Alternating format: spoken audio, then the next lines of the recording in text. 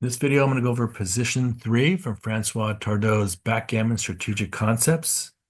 It's a problem where we have a roll which we can choose from either hitting our opponent, making an advanced anchor, or setting ourselves up to make two good points in the future. Let's look at each of the three choices, look at the pros and cons of each, and then decide which one is the best.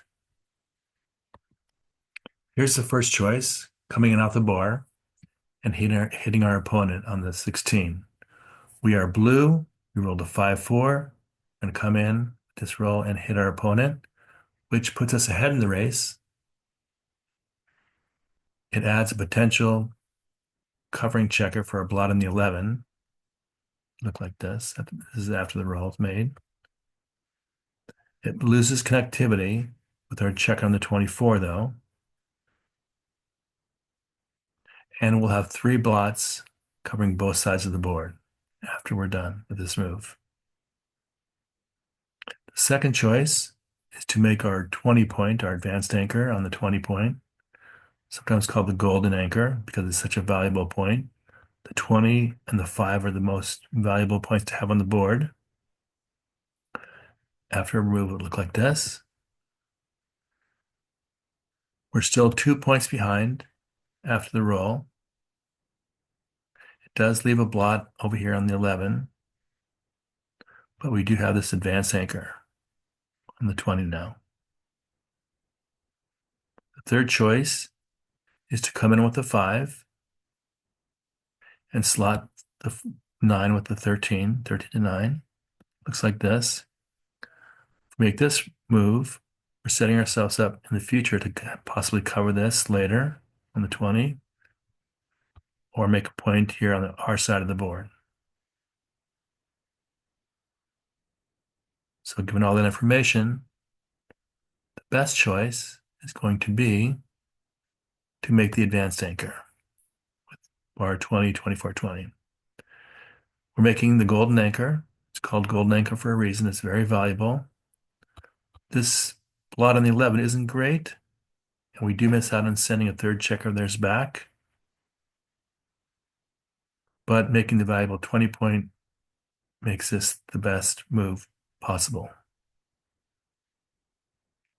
Hitting on the 16 does put us ahead in the race and does give us potential covering the 11 later, but that doesn't beat the value of getting the bar point, about the golden anchor. Sorry. And leaving three blots make this even less appealing. If we come in with the 5 and slot the 9, that sets us up for possible future good points, but that doesn't compare, and it's not better than getting the 20 point right now.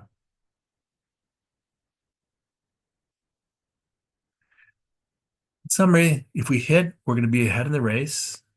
We're going to gain pips in the race, but we will have a weaker home board, and we're going to be at our opponent's mercy for returning a couple return shots. We haven't developed anything. By getting that 20 point anchor, doesn't hurt our racing chances and will give us a long-term asset. So it's more useful to anchor than to hit.